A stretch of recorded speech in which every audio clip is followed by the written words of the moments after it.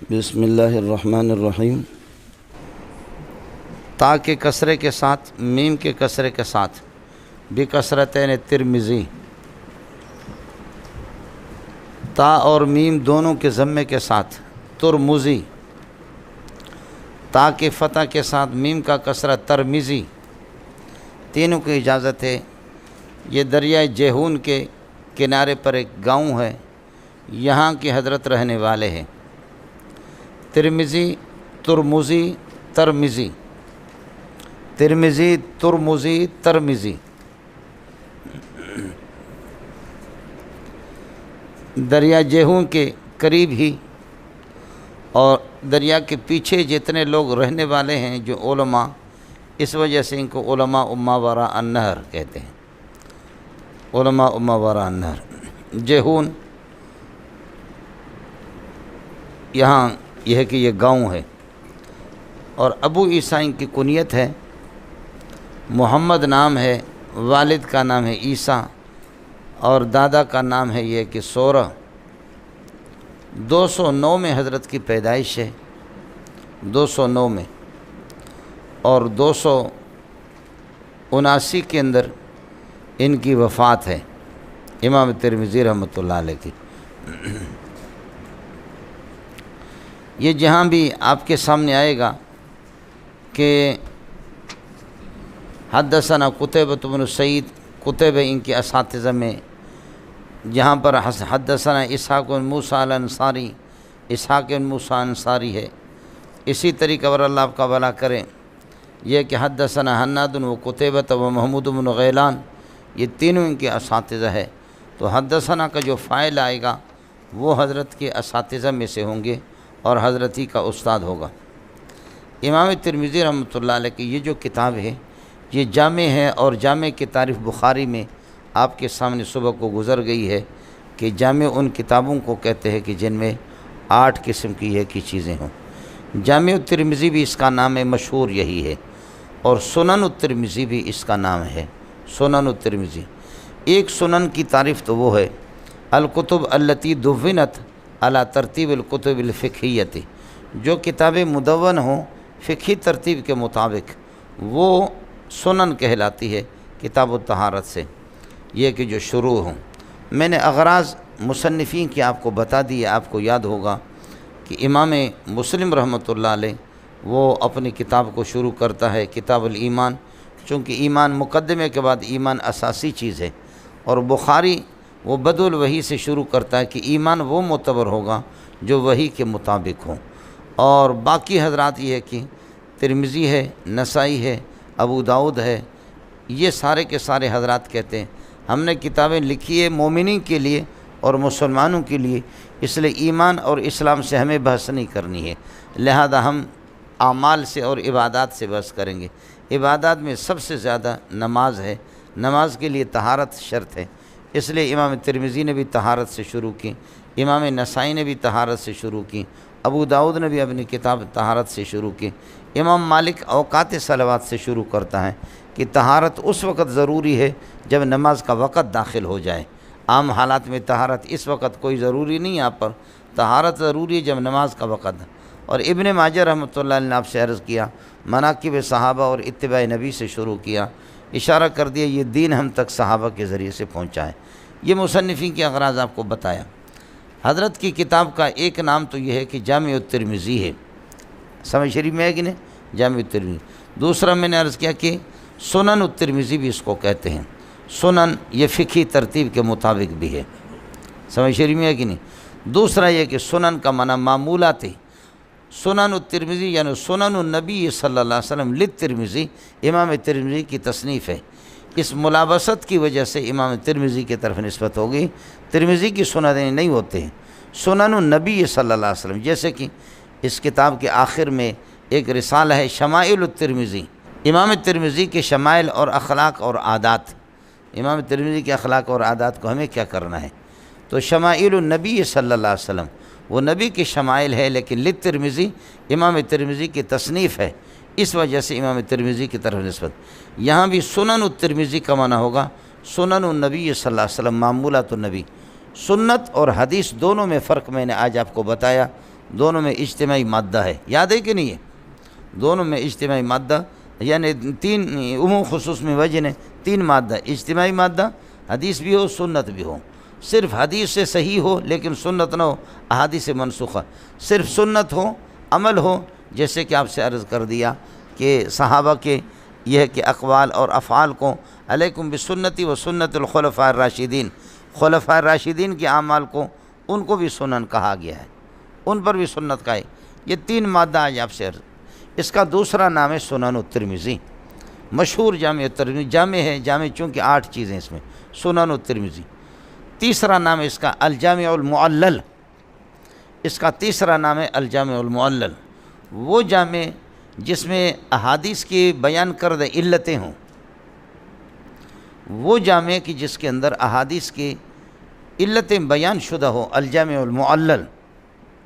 سمجھ رہی میں کہ یہ حدیث جو ہے نا یہ ضعیف ہے، یہ حدیث معلول ہے، اس میں علت کیا ہے؟ یہ اس کتاب کے اندر جو احادیث ہے نا جو معلول ہے، ان معلولات کو مستقل امام ترمذی نے کتاب العلل کے نام سے، اللہ آپ کا بھلا کرے، جمع کیا ہے، لیکن آپ کی اطلاع کے لیے عرض ہے، اللہ کے لیے سمجھ لینا مسئلہ۔ آپ کی اس ترمذی کے آخر کے اندر شمائل سے پہلے ایک رسالہ ہے، کتاب العلل۔ لوگ یہ سمجھتے کہ علل یہی ہے، حالانکہ یہ علل، اس کو علل کہنا غلط ہے، یہ علل نہیں ہے، یہ مقدمہ لاحقہ ہے۔ ترمذی نے پہلے کتاب لکھی، کتاب لکھنے کے بعد پھر اس کا مقدمہ لکھا، وہ مقدمہ لاحقہ ہے۔ ایک مقدمہ سابقہ ہوتا ہے اور ایک مقدمہ لاحقہ ہے۔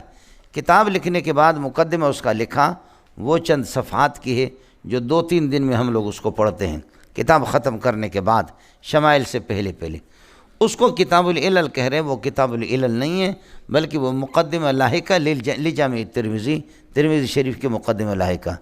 اصل جو حضرت کی کتاب ہے کتاب العلل، وہ دنیا کے اندر اس وقت ناپید ہے اور نایاب ہے، بتاتے کہ اس کا نسخہ ترکیہ کے اندر ہے، یعنی یہ جو احادیث کے اندر جو علتیں ان کو مستقل ایک کتاب میں جمع کیا گیا ہے، مستقل ایک کتاب۔ تو اصل کتاب العلل وہی ہے جو میں نے عرض کیا کہ مخطوطہ ہے اور نایاب ہے، ترکیہ میں بتاتے کہ ہے، باقی ہے کہ نہیں ہے۔ آپ کو مسئلہ سمجھ میں آ گیا؟ امام ترمذی رحمۃ اللہ علیہ، حضرت امام ترمذی رحمۃ اللہ علیہ کی تقوی اور طہارت اور اسی طریقے پر اللہ آپ کا بھلا کریے ہے کہ آپ کا حافظ ہے، قوت حافظ ہے، یہ نہایت ہی مشہور ہے۔ ایک واقعہ جیسے کہ بتاتے ہیں کہ آپ کے کہ حج کے موقع پر حج پر جا رہے تھے، آخری دنوں میں نابینا ہو گئے تھے، تو ایک جگہ اونٹ پر سوار ہو کر کے اونٹ جیسے گزرا، جیسے کہ مجھے اندازہ ہو گیا کہ مسجد سے میرا اونٹ گزر رہا ہے، یہاں سے اپنے سرے سے نیچے کیا۔ لوگوں سے پوچھا کہ ادھر کوئی درخت ہے یا نہیں ہے؟ کہا یہاں تو کوئی درخت نہیں۔ کہا میں نے سر اس لیے میں نے نیچے کیا ہے کہ یہاں سے سواری لوگ گزرتے تھے اونٹوں پر، تو اس درخت کے کانٹے ان کو لگتے تھے، شاخیں لگتی تھی، یہ درخت یہاں تھا۔ انہوں نے کہا یہاں تو کوئی درخت نہیں ہے۔ فرمایا کہ اگر اس جگہ پر میرے اندازے کے مطابق اگر درخت نہ ہو تو پھر میرا حافظہ کمزور ہو چکا ہے، تو پھر میں حدیث نہیں پڑھاؤں گا، لیکن معلوم کرو قرب و جوار کے لوگوں سے کہ یہاں کوئی درخت تھا نہیں تھا۔ معلوم کیا گیا، لوگوں نے بتایا واقعتاً یہاں چند سال پہلے درخت تھا، اس کو کاٹا گیا، اب اس کے نام اندازہ مولانا اس انداز پہ۔ بعض لوگ کہتے کہ صاحب کشف بھی تھا، اس کو کشف ہوتا تھا، یہ تو کشفی واقعہ ہے، اس طریقہ پر ان کا یہ ہے کہ معلوم کر لینا۔ آپ کو ایک محدثین کے 2 ثبت پہنچے تھے، بعض لوگ کہتے کہ 40 حدیثیں تھیں اس میں، بعض کہتے کہ 2 ثبت معنی محدث کی روایت کردہ حدیثیں ان میں تھیں، اور ان کی اجازت مل گئی تھی امام ترمذی کو غائبانہ کہ یہ کتاب آپ کو بھیج رہے ہیں، یہ کتاب آپ کو اجازت ہے۔ ان میں تحریر شدہ حدیثیں تھیں اس محدث کی، لیکن اس محدث سے حضرت کی ملاقات تھی نہیں آمنے سامنے۔ سفر کے دوران، حج کے سفر کے دوران دیکھا کہ وہی محدث ہے جس کی روایتیں میرے پاس ہے، تو کہا آج تو اجازت لے لوں، آمنے سامنے ان سے اجازت لے لوں۔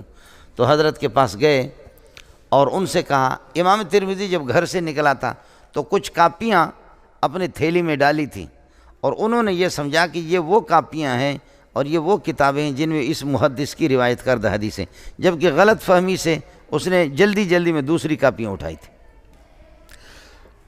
محدث سے ملا اور ان سے کہا کہ آپ کی کچھ تحریر کردہ روایتیں میرے پاس ہے، آپ ان کی براہ راست میں آپ کے سامنے ان کو تلاوت کرتا ہوں، آپ مجھے ان کی اجازت دے دیں۔ تو اس محدث نے کہا کہ ٹھیک ہے، آپ پڑھ لیں ان کو۔ تو امام ترمذی نے جیسے تھیلی سے وہ کتابیں نکالی کہ جس میں محدث کی حدیثیں لکھی ہوئی، جب تھیلی سے کتابیں نکالی تو دیکھا سبحان اللہ، یہ تو اللہ کا خالی کاپیاں ہیں، اور وہ میں ادھر چھوڑ کر کے آ گیا ہوں، جلدی جلدی میں ہو جاتا آدمی کو۔ تو یہ دیکھا اب محدث کو بتا تو نہیں سکتا، تو محدث نے کہا کہ پڑھ لو، وہ ادھر بیٹھے ہوئے، اس نے ادھر پڑھنا شروع کیا، پڑھتے پڑھتے پڑھتے ان کی ساری روایتیں۔ تو اس محدث کی نگاہ پڑ گئی کہ یہ تو خالی کاپی ہے۔ کہا کہ میری روایتیں کہاں لکھی ہوئی، یہ تو خالی کاپی ہے۔ کہا کہ جی مجھ سے غلطی ہو گئی، میں آپ کی جو تحریر کردہ وہ تو وہاں چھوڑ کر کے آیا ہوں، اور ابھی شرم کے مارے چونکہ میں نے آپ سے بتایا روایتیں مجھے یاد ہیں۔ اس نے کہا ایسے کیسے یاد ہو سکتے؟ اس نے کہا سن لے، سمجھے؟ وہ سارے انہوں نے سنا لیا۔ فرمایا کہ ہو سکتا ہے کہ یہ آپ کو پہلے سے آپ نے یاد کی ہو، کچھ فرمایا اور حدیثیں سناؤ۔ اس نے اور سنائی، اس نے لفظ بلفظ سنایا۔ تو انہوں نے کہا کہ واقعتاً آپ کی یادداشت اور حافظہ کو سلام۔ یہ ان کی یادداشت اور ذکاوت کا اللہ آپ کا بھلا کرے مسئلہ ہے۔ امام بخاری رحمۃ اللہ علیہ سے 114 مقامات پر یہ تعارف روات نقل کرتا ہے۔ ان کے اساتذہ میں امام بخاری بھی ہے، امام مسلم بھی ان کے اساتذہ میں ہے، امام ابو داؤد بھی ان کے اساتذہ میں ہے۔ امام بخاری نے پھر اپنے اس شاگرد سے کچھ روایتیں بھی لی ہیں۔ امام بخاری رحمۃ اللہ علیہ نے امام ترمذی سے بھی کچھ روایتیں لی ہے، سمجھ رہی میں کہ نہیں؟ لیکن امام بخاری ان کے شاگرد ہیں۔ لیکن یاد رکھ لینا کہ پورے ترمذی کے اندر انہوں نے امام بخاری کا فقہی کوئی مسئلہ نقل نہیں کیا۔ ایک راوی کے بارے میں کہا، تعارف اس کا نقل کیا، آئے سمجھ میں؟ امام بخاری سے 114 مقامات، پاکستان چونکہ 14 اگست کو بنا ہے، اتنا تو آپ کو یاد رہے گا، 114 مقامات پر انہوں نے امام بخاری سے روات کا تعارف اور راوی کا نام یہ چیزیں نقل کی ہے۔ فقہی مسئلے ان کا کوئی نقل نہیں کیا۔ امام بخاری رحمۃ اللہ علیہ خود ان کو فرماتے تھے من تفعت بی من تفعت بک، بولو من تفعت بی یعنی ما انتفعت بی ما انتفعت بک، آپ نے مجھ سے اتنا فائدہ حاصل نہیں کیا، آپ شاگرد ہو کر کے آپ نے مجھ سے اتنا فائدہ حاصل نہیں کیا کہ جتنا فائدہ میں نے استاد نے آپ سے حاصل کیا۔ یہ شاگرد کا ہوتا ہے۔ میں 20-30 سال سے پڑھا رہا ہوں، جامع فاروقیہ میں 2 طالب علم آ گئے تو مجھے ان سے بڑا فائدہ ملا۔ جہاں 100-150 لڑکے ہوتے تھے چھوٹے درجات میں، سادسہ میں توضیح، تلوی، شرح، قائد، میبزی وغیرہ یہ چیزیں میرے پاس ہوا کرتی تھیں، لیکن یہ کہ 2 طالب علم تھے جو ان سے میرے بہت اچھے تعلق۔ بعض طالب علم تو کہیں سے کوئی بات دیکھ لی، بس وہ اشکال کر لیا، استاد کو آزماتے، وہ ایک مرچ سی ہوتی ہے، وہ ایک الگ سلسلہ۔ لیکن بعض طالب علم واقعتاً کتاب کو سمجھنے کے لیے اللہ کے لیے کتاب حل کرتے ہیں، تو واقعتاً اللہ والے لوگ تھے۔ 2 طالب علم سینکڑوں دیکھے، لیکن وہ دو میں نے جامع فاروقی میں دیکھا اور 2 ادھر میں نے دیکھا، سمجھے؟ یہاں پہلا سال جب میں آیا 30-35 لڑکے یہاں یہ جھوپڑیوں میں میرے ساتھ پڑھنے والے، تو 30-35 میں اللہ آپ کا بھلا کرے 2 لڑکے تھے کہ جو کہ میں نے فاروقی میں 700 لڑکوں کو پڑھایا۔ خدا کی قسم ان میں وہ مزہ نہیں دیکھا جو ان 2 میں دیکھا۔ پہلا سال تھا میرا اور میں اکیلا آدمی پڑھانے والا، سمجھے؟ تو طالب علم جب اچھا ہوتا ہے نا تو پھر استاد کا دماغ استاد خوش بھی ہوتا ہے۔ تحفہ میں سخن نداری قوت تکلم از متکلم مجو، جب تک آپ کی توجہ نہیں ہوگی، آپ لینے کی کوشش نہیں کریں گے، متکلم کھلے گا نہیں۔ متکلم اس وقت کھلتا ہے جب دیکھتا ہے کہ انہوں نے اپنی جھولیاں پھیلائی ہے اور یہ لینا چاہ رہے ہیں۔ 2 طالب علم تھے مول صاحب، یہ 2 طالب علم آ گئے ذوالقعدہ کے تقریباً 15-20 کو آ گئے۔ ابھی تو شوال چل رہا ہے نا، ہمارے یہاں ذوالقعدہ میں ایسے آ کر کے سبق میں بیٹھ گئے، 30 لڑکے تھے اس طرح، تو ان سے کچھ زائد یہ آ کر کے یہ 2 طالب علم بیٹھے رہے۔ ایک دن میں نے کہا سما کر رہے ہیں، دوسرے دن بیٹھے رہے، تیسرے دن بیٹھے رہے، اللہ خیر کرے، داخلہ نہیں لے رہے۔ تو تیسرے دن پھر ناظم صاحب کو، ہمارا ایک مرحوم ناظم تھا جو اللہ کو پیارے ہو گئے، سمجھے بھائی؟ تو ناظم صاحب کو انہوں نے کہا کہ ہمیں یہاں داخلہ دے دوں۔ ناظم نے کہا اب تو یہ کہ 1.5 مہینہ گزر چکا، تو مجھ سے ملے، میں نے کہا الو کے پٹے تم لوگ آئے کہاں، گجراں والے کے تھے، اس طریقے پر آپ کیسے آ گئے، سمجھے؟ تو انہوں نے کہا کہ استاد جی بات صاف سی ہے، ہمارا داخلہ ادھر بھی ہے، ادھر بھی ہے، ادھر بھی ہے، ادھر بھی ہے، 4 مدرسوں میں بڑے بڑے کراچی کے مدرسے. انہوں نے کہا کہ ادھر بھی ہم نے پڑھا، ادھر بھی پڑھا. 1 ہفتہ ادھر رہے، ایسے ایسے داخلہ تھا، کبھی 1 دن ادھر جاتے ادھر جاتے، سمجھے. لیکن یہ کہ بس ہم ادھر آ گئے. ناظم کو میں نے کہا بھائی داخلہ دے دو، سمجھے. تو انہوں نے میرا دماغ بھی درست کر دیا. 1-2 جگہ میں نے جیسے غلط پڑھی تو ایسے کرتے تھے، سمجھے. تو جیسے کہیں پر میں پٹلی سے ٹل جاتا تھا تو ایسے ہی کرتے تھے، تو میرا دل خوش ہوتا تھا مجھ سے. امام بخاری رحمۃ اللہ علیہ فرماتے من تفعت بی من تفعت بک. آپ نے مجھ سے اتنا نفع حاصل نہیں کیا امام ترمذی کو جتنا نفع میں نے آپ سے حاصل کیا. آپ کو میں نے اس طرح نہیں پڑھایا بلکہ دل سے پڑھایا اور ہوش کے ساتھ پڑھایا. ایک تو یہ ہے، اس لیے استاد کو پھر خوب کھل کر کے اس کا پورا مطالعہ کرنا ہوتا ہے، احتیاط سے استاد کو پڑھانا ہوتا ہے. ایک دوسرا مقصد اس کا علامہ انور شاہ کشمیری بیان کرتا ہے من تفعت بی من تفعت بک، یا دوسرا یہ کہ مستفدت منی مستفدت منک. دوسری عبارت یہ ہے مستفدت منی مستفدت منک، آپ نے مجھ سے اتنا فائدہ حاصل نہیں کیا کم استفدت منک، جیسے میں نے آپ سے فائدہ حاصل کیا. اس کا ترجمہ یہ دوسرے ماں پر کاف داخل گئے. مستفدت منی منافی ہے، تو نے مجھ سے اتنا استفادہ نہیں کیا مستفدت منک یعنی کم استفدت منک، جیسے کہ میں نے آپ سے. اور پہلے من تفعت بی، سمجھے، من تفعت بی اکثر ممن تفعت ممن تفعت بک. من تفعت بی من تفعت بک، جو میں نے آپ سے نفع حاصل کیا ہے وہ اللہ کا بلا کہ اکثر ممن تفعت بی، وہ زیادہ ہے کہ آپ نے مجھ سے کم کیا، میں نے آپ سے زیادہ کیا، سمجھے. زیادہ عبارت بہترین مستفدت منی مستفدت منک، اس کو آپ لگا دو. آپ نے مجھ سے اتنا استفادہ نہیں کیا جتنا استفادہ میں نے آپ سے کیا. وہ کیا ہے؟ علامہ انور شاہ کشمیری فرماتے ہیں کہ اللہ نے امام بخاری کا علم ان کے ذریعے سے دنیا میں پھیلایا. اگر آپ نہ سمجھے تو میں سمجھا دیتا ہوں آپ کو. شیخ الہند مولانا محمود حسن دیوبندی نے قاسم العلوم والخیرات سے اتنا استفادہ نہیں ہوا کہ جتنا قاسم العلوم کو اللہ نے محمود سے پھیلائے. محمد قاسم نانوتوی منطق اس کو کوئی سمجھتا ہی نہیں تھا مولوی صاحب. اس کی زبان وہ فلسفی اور وہ منطقی تھی، لیکن اللہ پاک نے شیخ الہند کو ان کا علم دیا قاسم العلوم کا. تو اس وجہ سے دنیا کے اندر اس وقت جتنے بھی شیخ الحدیث ہیں نا، یہ ہم لوگ جو بیٹھے ہوئے ہیں، یہ سارے محمد قاسم نانوتوی کا علم ہے، لیکن محمد قاسمی نے اس کو حلوہ نہیں بنایا، اس کو حلوہ بنایا شیخ الہند نے. بات کو سمجھ کر کے پیش کرنے کا ڈھنگ ہوتا ہے، سمجھے. اس لیے اب سمجھو، جملہ سمجھو. کہتے ہیں علوم قاسمیہ کو اللہ نے میزاب محمودی سے پھیلایا. بولو، علوم قاسمیہ کو اللہ پاک نے میزاب محمودی سے دنیا کے اندر پھیلایا. یہ میزاب محمودی ہے، سمجھ رہی ہیں کہ نہیں؟ یہ ہے جی، اس طرح ہوتا ہے. تو مستفدت منی مستفدت منک، جتنا آپ نے مجھ سے استفادہ نہیں کیا جتنا میں نے کیا. اس کا معنی یہی ہے میرے علم کو اللہ آپ کے ذریعے سے دنیا کے اندر پھیلائیں گے. سمجھتا ہے؟ شاگرد کو امام ابو حنیفہ کا یہی ہو گیا، سمجھے. اللہ نے شاگرد جب اچھے ملتے ہیں نا، امام ابو حنیفہ کو اللہ نے بہترین شاگرد دی. محمد بن حسن الشیبانی، امام ابو یوسف، حسن ابن زیاد اور اللہ کا امام ظفر، یہ لوگ غضب کے شاگرد تھے مولوی صاحب. نہیں ہوتا. 114 مقامات میں نے عرض کیا کہ امام بخاری رحمۃ اللہ علیہ سے اس نے یہ کہ تعارف وغیرہ یہ چیزیں نقل کی ہیں.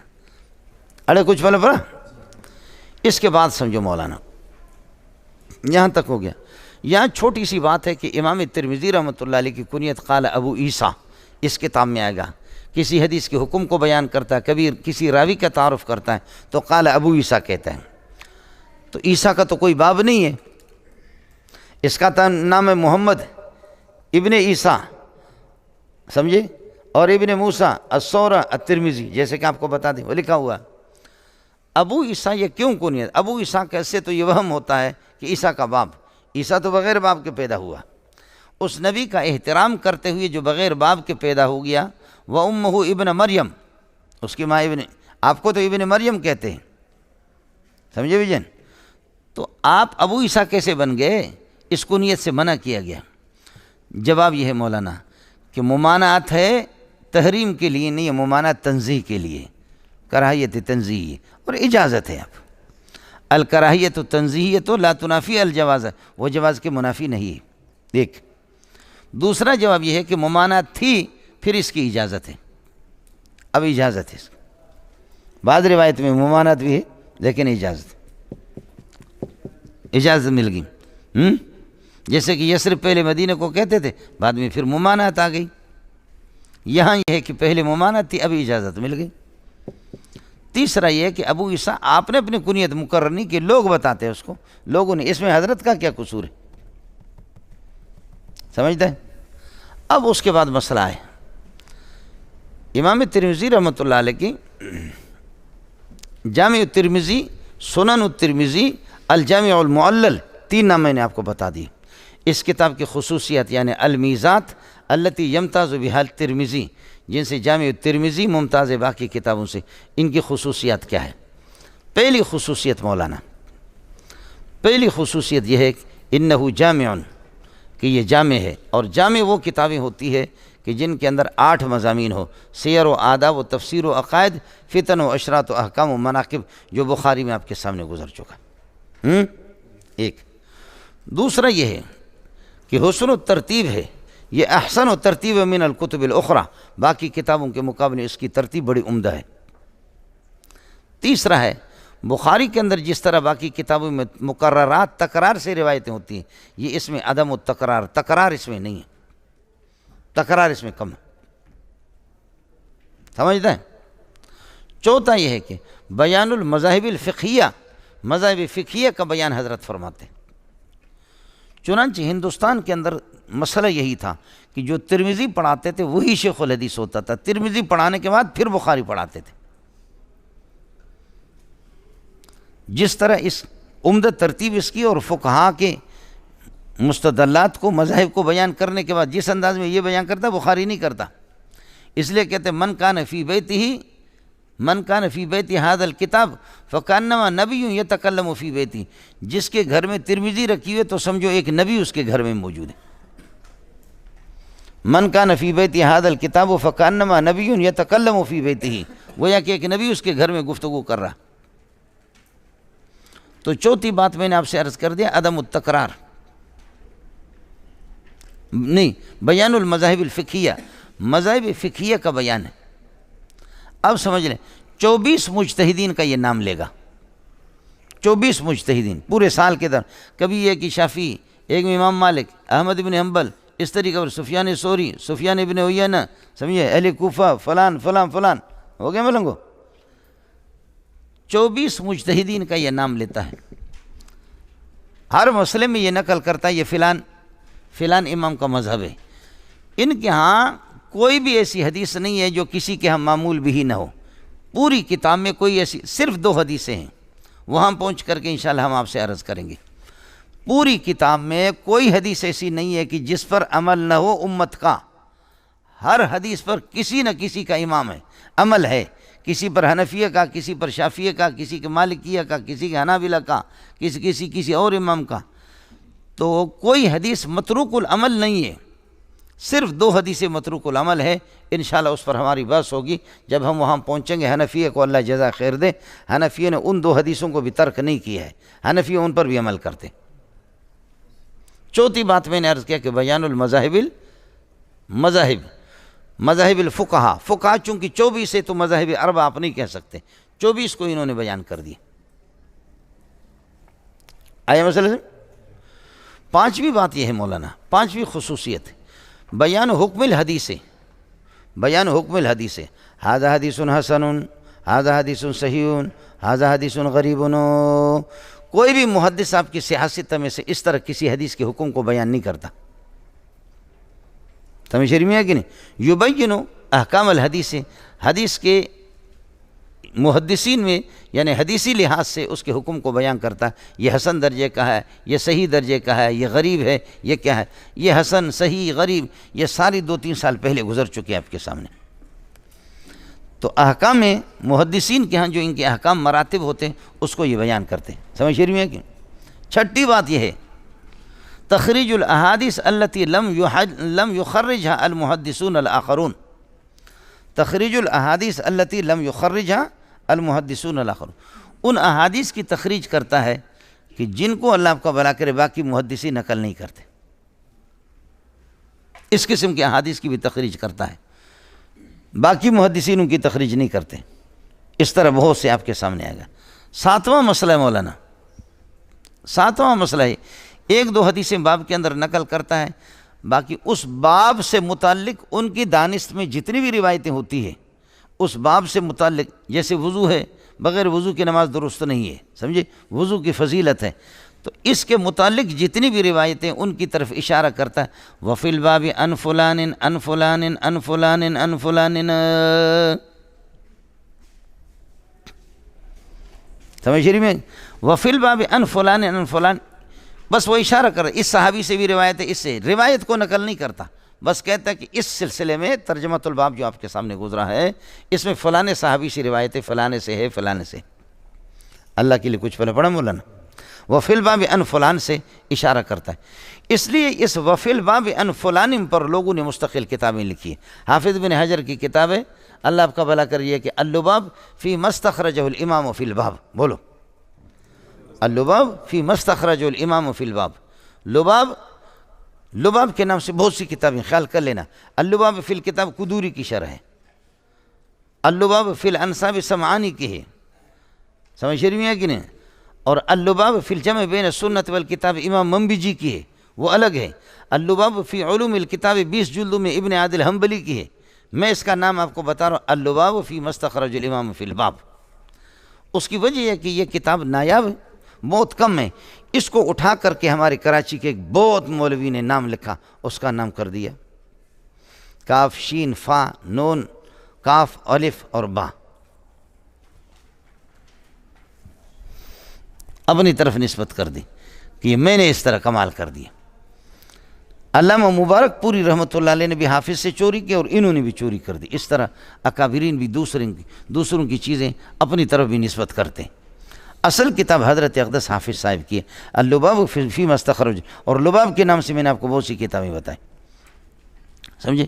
آپ چونکہ علماء ہیں تو اللباب فی الجمع بین السنت والکتاب بھی آپ لے لیں، امام منبج مجلس کے وزن پر ہے، 2 جلدوں میں، بڑی پیاری چیز ہے، غضب کا محدث ہے، یہ پہلی مرتبہ یا مکتبۃ العاصمہ الغفوریہ سے بھی چھپی ہے، لیکن 1417 میں پہلی مرتبہ جب میں نے حج کیا، حج کے دوران مجھے ملا تو میں نے دونوں جلدیں بلیستیاب پڑھی، سمجھ رہی ہے کہ نہیں، اللباب فی الجمع بین۔ اور اسی طرح ابن عادل حنبلی کی جو اللباب فی علوم الکتاب تفسیر 20 جلدوں میں آ گئی، وہ بھی دنیا میں پہلی مرتبہ چھپ گئی ہے، یعنی چنانچہ دراصل میں یوں، اڑے کچھ پھلا پڑا نہیں بیڑا، یہ اللباب فی مستخرج الامام فی الباب، بات آگئی سمجھ۔ میں نے عرض کیا کہ وفی الباب سے آپ اس باب سے متعلق جتنی بھی روایتیں ہوتی ہیں ان کی طرف اشارہ کر، لیکن حصر وہ نہیں کر سکتا، ایک انسان کیا حصر کرے گا؟ حضرت کے علم میں جو حدیثیں ہوتی ہے، ابو ہریرہ سے ہے، فلاں صحابی سے ہے، انس سے وہ گنواتا ہے، لیکن پھر بھی حصر اس کا وہ ٹھیک نہیں بیٹھتا، حصر نہیں ہوتا، بہت سی روایتیں ان سے چھوٹتی بھی ہے۔ 7ویں خصوصیت میں نے آپ سے عرض کر دی کہ روایت کا استیعاب فرماتے ہیں وفی الباب عن فلان سے۔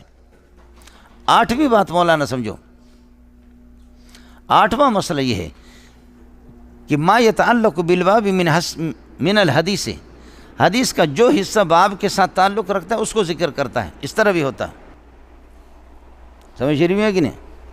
9ویں بات مسئلہ مولانا، 9ویں خصوصیت وہ ہے کہ کبھی کسی باب کے اندر، کسی حدیث کے اندر کوئی طویل قصہ ہوتا ہے تو اختصار کرتا ہے، وفی قصۃ طویلۃ، یہ کہے گا وفی الباب قصۃ طویلۃ، یہ بھی ہوتا ہو گیا مولانا، اشارہ بھی کرتا ہے۔ 10ویں بات مولانا، بیان علت الحدیث، حدیث کی علت کو بیان کرتا ہے کہ یہ ضعیف ہے، اس کی علت کیا ہے، یہ معلول ہے، اس کی علت کیا ہے۔ 11واں ہے تعارف الروات، روات کا تعارف کرتا ہے، اور یہ تعارف 114 مقامات پر امام بخاری سے، زیادہ تر امام بخاری سے لیتا ہے، تعارف الروات 11۔ 12واں مسئلہ ہے التمییز بین المتشابہین، ایک نام کے دو راوی ہے، منظور دو ہے، لیکن ایک منظور ابن نیک محمد ہے، ایک منظور کوئی اور ہے۔ التمییز بین اسماء الروات کی جہاں پر متشابہ ہو، اسماء متشابہات میں، ان میں بتاتا ہے کہ یہ جو میں بتا رہا ہوں یہ کون ہے، تمییز بھی ان میں کرتا ہے۔ جیسے کہ افریقی صاحب ہے اور دوسرے لوگ ہیں، ان میں فرق بیان کرتا ہے۔ اڑے کچھ پہلے پڑھا مولانا 11۔ 12واں مسئلہ یہ ہے کہ کبھی باب نقل کرتا ہے، بابن بلا ترجمۃ، باب، اب کون سا باب ہے؟ ترجمۃ الباب اس میں نہیں لگاتا، صرف لفظ باب لگایا۔ اس میں اشارہ کرتا ہے کہ یتعلق بما قبلہ، یہ ما قبل کے ساتھ اس کا تعلق ہے۔ یتعلق بما قبلہ، ما قبل کے ساتھ تعلق اس کا بڑھ بچہ ہے۔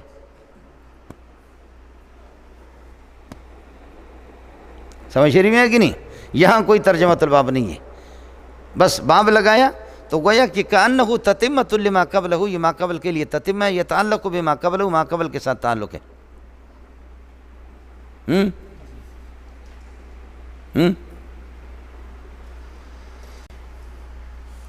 کتنے ہو گئے؟ 12 13 14واں مسئلہ ہے مولانا، فقہائے اہل حجاز اور پھر یہ کہ اللہ اکبر غیر اہل حجاز، بسا اوقات اس طرح یہ ہے کہ باب قائم کرتا ہے ایک باب ایک گروپ فقہاء کے لیے، پھر اس کے بعد دوسرے اس کے بالمقابل۔ فقہائے اہل حجاز ایک باب انہی کا، اور دوسرا غیر اہل حجاز۔ 15واں مسئلہ ہے مولانا، 15واں مسئلہ کسی مسئلے کو بیان کرتا ہے، ایک باب پہلے والا منسوخ، دوسرا والا باب اس کے لیے ناسخ، ناسخ منسوخ کو بھی بیان کرتا ہے، ناسخ اور منسوخ کو بھی بیان کرتا ہے۔ کبھی ایک باب کے اندر وفی الباب کو 2 مرتبہ لاتا ہے، اب ہو گیا نا، باب کو نقل کر دیا، پھر کہا وفی الباب ان فلان ان فلان ان فلان ان فلان فلان فلان، ہو گیا، پھر اسی باب کے اندر پھر واپس کہتا ہے وفی الباب، بس آپ نے بتایا وفی الباب ان فلان ان فلان ان فلان 9 صحابہ سے، پھر واپس کہتا ہے وفی الباب ان فلان، سمجھے؟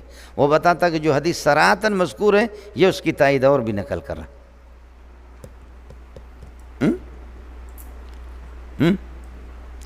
17واں مسئلہ 17واں یہ ہوتا ہے کہ کبھی ایک حدیث ہے، اس کے 2 وصف ہے، ھذا حدیث حسن صحیح، ھذا حدیث حسن غریب، ھذا حدیث حسن۔ اب ایک حدیث کے لیے حسن بھی آ گیا، صحیح آ گیا، اب حسن اور صحیح 2 وصف نقل کر دیں۔ حسن اور صحیح میں آپ کو بتا چکا ہوں 2-3 سال پہلے، سمجھ رہی ہیں؟ ایک حدیث کے 2 وصف بیان کر دیا، حسن اور صحیح۔ اب ان میں سے جو وصف آپ کی نگاہ میں غالب ہوتا ہے کہ یہ 2 وصف ہے، لیکن ان میں سے جو غالب ہوتا ہے غالب کو پہلے نقل کرتا ہے۔ ان اوصاف میں سے جو غالب آپ کی نگاہ میں اور آپ کی تحقیق کے مطابق ہو تو وہ اللہ آپ کا بھلا کرے اس کو پہلے نقل کرتا ہے، سمجھتا ہے؟ وَأَقُولُ قَوْلِي هَذَا وَأَسْتَغْفِرُ اللَّهَ لِي وَلَكُمْ وَلِسَائِرِ الْمُسْلِمِينَ فَاسْتَغْفِرُوهُ إِنَّهُ هُوَ الْغَفُورُ الرَّحِيمُ۔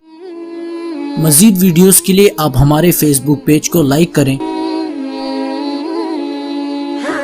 اور ساتھ ہی ہمارے یوٹیوب چینل کو بھی سبسکرائب کریں تاکہ کسی بھی ناگہانی کی صورت میں آپ کو ہماری ویڈیوز بر وقت مل سکے۔